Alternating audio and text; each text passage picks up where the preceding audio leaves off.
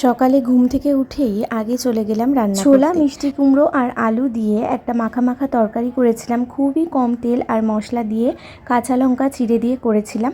আর সঙ্গে দুটো ডিম সিদ্ধ আমি দীপ্তকে করে দিয়েছি। অফিসে ওই দিন ব্লাড ডোনেশন ক্যাম্প বসেছিল, আর দীপ্ত প্রতি বছরই চেষ্টা করে যে এই রকম ক্যাম্পে অংশগ্রহণ করার।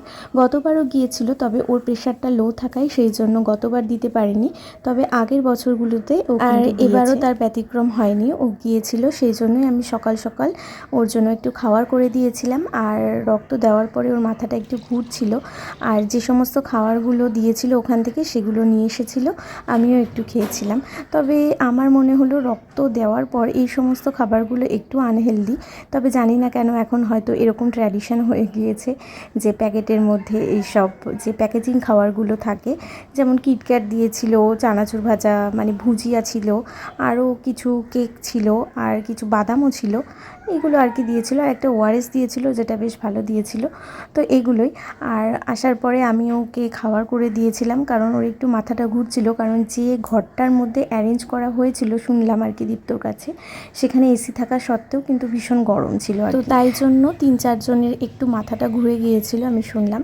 তো ওদেরকে শুইয়ে রেখেছিল, পরে তারপর একটু ঠিক হলে বাড়িতে পাঠিয়েছে।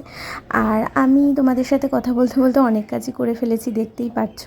আর এগুলো কিন্তু একদিনের ভিডিও নয়, 2-3 দিনের ভিডিও আমি মার্চ করে দেখাচ্ছি। এখানে যেহেতু আমাকে সবটাই একাই করতে হয়, মানে ঘর মোছা, ঘর পরিষ্কার করা থেকে শুরু করে জামা কাপড় কাচা। জামা কাপড় তো রোজ অনেক বেরোয়, তোমরা দেখতেই পাচ্ছ কত জামা কাপড় কাচ্ছি। আমি প্রতিদিন হয়তো ভিডিওতে সেটা দেখায় না, কিন্তু এই রকমই প্রতিদিনই প্রায় আমার জামা কাপড়। তবে আমার থেকে দীপ্তরই বেশি থাকে, কারণ দীপ্ত তো রোজ অফিসে যাচ্ছে, কাজে যাচ্ছে, এদিক ওদিকে যেতে হয় ওকে। আর ও খুব ঘেমেও যায়, সেই জন্য জামাগুলো আমাকে কাচতেই হয়। তো আমার প্রতিদিনই প্রায় এরকম জামা কাপড় কাচতে হয়। আর তাছাড়া তো রান্না রয়েছে, সঙ্গে গোপাল রয়েছে আমার, তো তাকেও সেবা দিতে হয়। তো এই সমস্ত নিয়ে আমার ব্যস্ততার মধ্যে কেটে যায়। আর বিকেলের দিকটা একটু সময় পাই, তখন আমার একটু পড়াশোনা নিয়ে বসতে হয়। তো এইভাবেই চলছে আর কি। তবে জানো তো, যেই শোনে, মানে আমাদের পরিচিত অনেকেই রয়েছে, তো ওরা আমাকে বলে যে তোমরা তো দুজন থাকো, তো সেরকম আর কি কাজ রয়েছে, শুধু রান্না করা আর বসে থাকা। তো সেরকমটা ওদেরকে আমি বোঝাতে পারি না যে একজন হোক দুজন হোক, কাজ কিন্তু সমস্তটা লেগেই থাকে। আর এদিকে দেখেছো ফ্লোরে কত চুল পড়ে আছে।